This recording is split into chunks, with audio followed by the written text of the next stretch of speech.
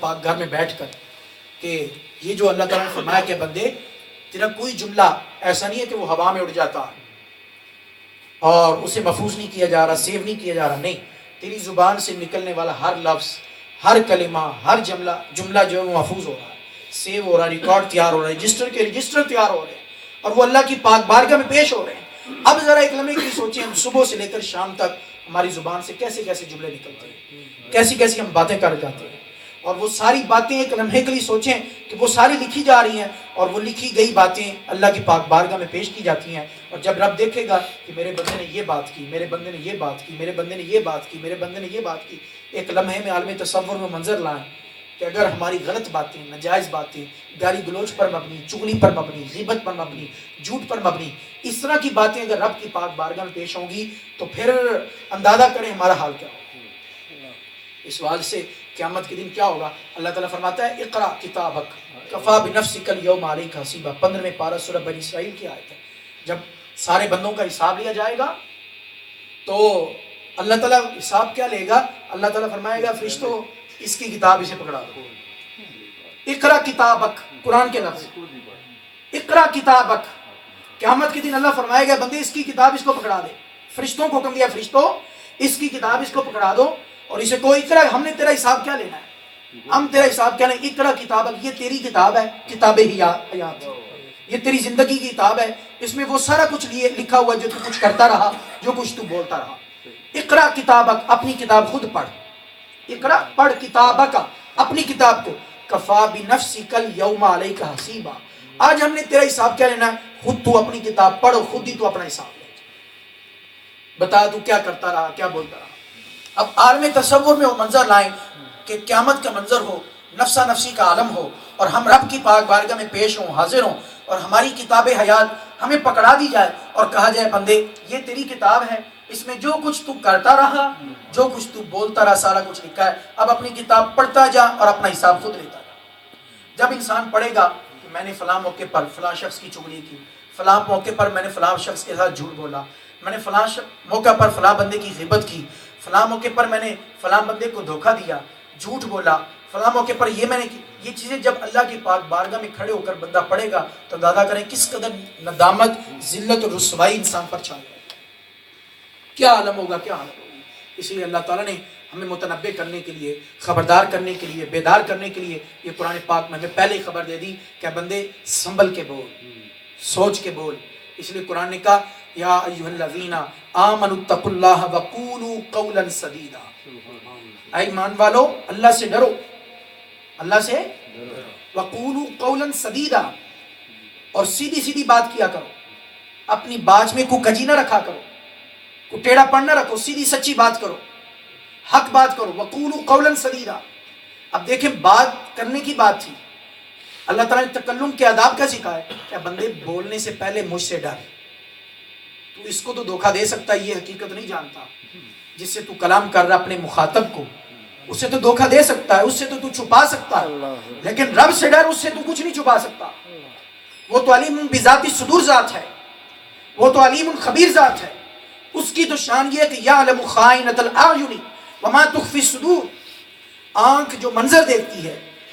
جو سین دیکھتی ہے، اس سین اور منظر کو دیکھنے کے بعد آنکھ کے پسے پردہ جو خیال تصور جنم لیتا ہے، رب فرماتا ہے میں اس خیال اور تصور کو بھی جانتا ہوں۔ یعلم خائنۃ الاعین، تیری آنکھ جو کچھ دیکھتی ہے، دیکھنے کے بعد جو خیانت کرتی ہے، فرمایا میں اس خیانت کو بھی جانتا ہوں۔ یعلم خائنۃ الاعین وما تخفی الصدور، اے انسان جو تو نے سینوں میں چھپا رکھا ہے، میں وہ بھی جانتا ہوں۔ قل ان تبدوا ما فی انفسکم او تخفوہ یحاسبکم بہ اللہ، ہمیں دو کچھ تم ظاہر کرتے ہو، جو کچھ تم چھپاتے ہو وہ سب رب جانتا ہے۔ یعلم ما تسرون وما تعلنون، اللہ تعالیٰ فرماتا ہے جو تم اپنے راز سینوں میں چھپا رکھے ہیں میں اس کو بھی جانتا ہوں، جو کچھ تم ظاہر کرتے ہو میں اس کو بھی جانتا ہوں، میں تمہارے ظاہر کو بھی جانتا ہوں، میں تمہارے باطن کو بھی جانتا ہوں، جو کچھ تم دیکھ کے ذہنوں میں تصورات اور خیالات بناتے ہو میں ان کو بھی جانتا ہوں۔ تو یہ اللہ تعالیٰ نے فرمایا، اس لیے فرمایا یا ایھا الذین آمنوا اتقوا اللہ، اے ایمان والو اتقوا اللہ، اللہ سے ڈرو، وقولوا قولا سدیدا، بولنے سے پہلے رب سے ڈرو، وہ رب نے بات کرنا، اس کے آداب ہمیں یہ سکھائے، انسان جب بھی تو بات کرے تو یہ سوچ کے بات کیا کر کہ اور کوئی دیکھ رہا ہے یا نہیں دیکھ رہا، اور کوئی میرے بارے میں جانتا ہے یا نہیں جانتا، لیکن میرا رب میرے بارے میں جانتا ہے، وہ مجھے دیکھ رہا ہے۔ اے ایمان والو، اللہ سے ڈرو، وقولوا قولا سدیدا، اور سیدھی سیدھی سچی سچی بات کیا کرو،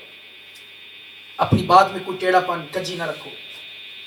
اور سیدھی سیدھی جو حق بات ہے سچی بات کرو۔ وقولوا للناس حسنا، اس میں فرمایا لوگوں سے جب بھی بات کرو حسن کے ساتھ، تمہارے کلام میں حسن ہونا چاہیے، خوبصورتی ہونی چاہیے، اچھائی ہونی چاہیے، پیار ہونا چاہیے، محبت ہونا چاہیے، نرمی ہونی چاہیے، نرمی ہونی۔ فرمایا ان الرفق لا یکون فی شیء الا زانہ، فرمایا نرمی جس چیز میں بھی ہو، اگر نرمی تمہاری زبان میں ہے، کلام میں ہے، فرمایا وہ تمہارے کلام کو خوبصورت بنا دے۔ جس چیز میں بھی نرمی، حضور فرماتے ہیں جس چیز میں نرمی آ جائے وہ نرمی اس چیز کو خوبصورت بنا دیتی ہے، وہ نرمی اس چیز کو، اگر آپ نرمی تکلم میں لے آئیں، گفتگو میں لے آئیں، ٹھیک ہے، تو وہ اس گفتگو کو خوبصورت بنا دے گی، وہ گفتگو اچھی لگنی شروع ہو جائے گی۔ وقولوا للناس حسنا، تو آقا علیہ قرآن پاک میں اللہ تعالیٰ نے فرمایا لوگوں سے کلام کرو حسنا، حسن کے ساتھ۔ وہ حسن کیسے آئے گا؟ فرمایا اپنی گفتگو میں نرمی پیدا کرو، اس نرمی کی وجہ سے حضور فرماتے ہیں گفتگو میں حسن آ جائے۔ وقولوا للناس حسنا، تو یہ ساری آیتیں جو قرآن پاک کی ہیں، ایمان والو اللہ سے ڈرو اور سیدھی سیدھی بات کرو۔ گویا بات کرنے سے پہلے رب نے اپنی ذات سے ڈرنے کا حکم دیا کہ بندو مجھ سے ڈرو، رب سے۔ یہاں پر ایک بات یہ بھی ذہن میں رکھیں، کیا رب کوئی ڈراؤنی چیز ہے جو اللہ تعالیٰ فرماتا ہے مجھ سے ڈرو؟ آج یہ بھی سمجھ لیں رب کے ڈرنے سے مراد کیا ہے، کہ رب کی ذات کوئی ڈراؤنی چیز نہیں ہے کہ رب کی ذات سے ڈرا جائے۔ رب سے ڈرنے کا جو حکم قرآن میں ملتا ہے، رب فرماتا ہے جو مجھ سے ڈرو، اس سے مراد میری ناراضگی سے ڈرو، میری نافرمانی سے ڈرو، اور میرے عذاب سے ڈرو، یہ مراد ہوتا ہے۔ یہ ہمیشہ اپنے ذہن میں رکھیں، جب بھی قرآن پاک کی کوئی آیت ایسی آپ کے سامنے بیان کی جائے اللہ سے ڈرو، تو اللہ سے ڈرو سے مراد اللہ کی ذات سے ڈرنا مراد نہیں ہے، اللہ کوئی ڈراؤنی چیز نہیں ہے کہ جس سے ڈرا جائے، اس سے مراد یہ ہوتا ہے اللہ کے عذاب سے ڈرنا، اس کی نافرمانی سے ڈرنا، اور اس کی ناراضگی سے ڈرنا، اس کی ناراضگی سے ڈرنا، یہ مراد ہے کہ بندہ اللہ سے ڈرنے سے مراد یہ ہے کہ اس کی ناراضگی سے، کہیں میرا مولا مجھ سے ناراض نہ ہو جائے، کہیں وہ مجھے عذاب میں مبتلا نہ کر دے، کہیں میں اس کی نافرمانی نہ کر لوں، مجھ سے اللہ کی نافرمانی سرزد نہ ہو جائے، یہ ہے ڈر، اللہ کے ڈر سے یہ مراد ہے کہ انسان بولنے سے پہلے یہ سوچ کوئی ایسا جملہ تیری زبان سے نہ نکل جائے جو رب کی نافرمانی کا سبب بن جائے، جو رب کی ناراضگی کا سبب بن جائے، اور ایسا جملہ زبان سے نہ نکل جائے جو اللہ تعالیٰ کی عذاب کا سبب بن جائے۔ اس لیے فرمایا اے ایمان والو اللہ سے ڈرو، جب بات کرنے لگو تو اللہ سے ڈرو، اور سیدھی سیدھی بات کیا کرو رب سے ڈر کر، اس کے عذاب سے، اس کی ناراضگی سے، اس کی نافرمانی سے ڈرتے ہوئے۔ اس لیے زبان کے استعمال کا معاملہ انتہائی نازک معاملہ ہے، اور بڑا خوبصورت مقولہ ہے، کسی نے کہا المرء مخفی تحت لسانہ، پورا انسان اپنی زبان کے نیچے چھپا ہوا ہے، پورا انسان۔ المرء عربی کا مقولہ بڑا مشہور مقولہ ہے، المرء مخفی تحت لسانہ، میں ایک انسان اپنی زبان کے نیچے چھپا ہوا ہے، مخفی تحت لسانہ، اپنی زبان کے تحت۔ کیوں؟ جب تک انسان کلام نہیں کرتا، بولتا نہیں، چپ کر کے بیٹھا، کسی کو کیا پتہ یہ انسان کیسا ہے، اس کا مزاج کیسا ہے، اس کی طبیعت کیسی ہے، ٹھیک ہے، وہ نہیں پتہ۔ جب انسان کلام کرتا ہے اس کے مزاج کا پتہ چل جاتا ہے، اس کی طبیعت کا پتہ چل جاتا ہے، اس کے رویوں کا پتہ چل جاتا ہے، اس کی بیہیویئر کا پتہ چل جاتا ہے، کلام کے ذریعے انسان کی شناخت ہوتی ہے۔ تو فرمایا کہ انسان تو اپنی زبان کے نیچے چھپا ہوا ہے، انسان تو اپنی زبان کے نیچے چھپا ہوا ہے، اس لیے زبان کے استعمال کا معاملہ انتہائی نازک ہے۔ قرآن نے، حدیث نے جگہ جگہ ہمیں باور کروایا ہے، اور ہمیں جھنجھوڑا ہے، اور ہمیں متنبہ کیا ہے، خبردار کیا ہے، بیدار کیا ہے کہ لوگوں بولنے سے پہلے سوچو۔ کیوں؟ فرمایا تم جو کچھ بھی بولتے ہو یہ سارا ریکارڈ تیار ہو رہا ہے، تمہاری ساری باتیں، جملے، کلام یہ سیو ہو رہے ہیں، محفوظ ہو رہے ہیں، اور یہ سارے اللہ کی پاک بارگاہ میں پیش ہوں گے، اور قیامت کے دن ایک پوری کتاب تمہیں دی جائے گی، اقرا کتابک، یہ کتاب ہے جو کچھ تم بولتے رہے، اس کتاب کو پڑھو،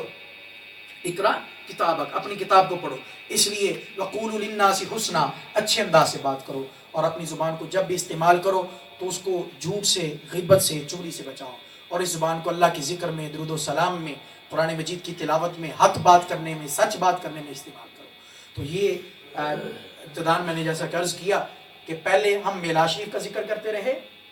آج کی اس جمعۃ المبارک کے خطبہ میں بالترتیب میلاد شریف کی تعلیمات کا ذکر ہوگا. یعنی پہلے آمد رسول کا ذکر تھا،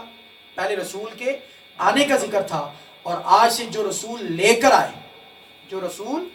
لے کر آئے ان تعلیمات کا ذکر ہوگا. یہی اصل میلاد شریف کا مقصد ہے، یہی اصل میلاد شریف کا مقصد ہے کہ جو حضور لے کر آئے. میلاد شریف صحیح معنوں میں ہم تب منانے والے ہوں گے کہ جب میلاد شریف والے کی تعلیمات کو اپنائیں، میلاد والے نبی کی تعلیمات کو اپنائیں، جو حضور تعلیمات لے کر آئے. اور ان تعلیمات کا سلسلہ دائرہ بڑا وسیع ہے. اس میں جو سب سے پہلے جس موضوع کا آج ہم نے آغاز کیا اور تمہیدی کلمات آپ کی خدمت میں عرض کر سکا، وہ آداب زبان ہے. ٹھیک ہے، انشاءاللہ العزیز یہ موضوع ہمارا جاری ہے. آئندہ جمعۃ المبارک کے خطبہ میں آپ کوشش کریں جلدی آنے کی. یہ گفتگو صرف آدھے گھنٹے کی ہوتی ہے، تو یہ بڑا خوبصورت موضوع ہے اور اس کا سننا ہم سب کے لیے بہت ضروری ہے. اور یہ قرآن و سنت کی روشنی میں جو زبان کے آداب ہیں وہ انشاءاللہ بالترتیب آئندہ جمعۃ المبارک کے خطبات میں بیان کیے جائیں گے. اللہ تعالی ہم سب کو عمل کی توفیق عطا فرمائے. وآخر دعوانا ان الحمد للہ رب العالمین.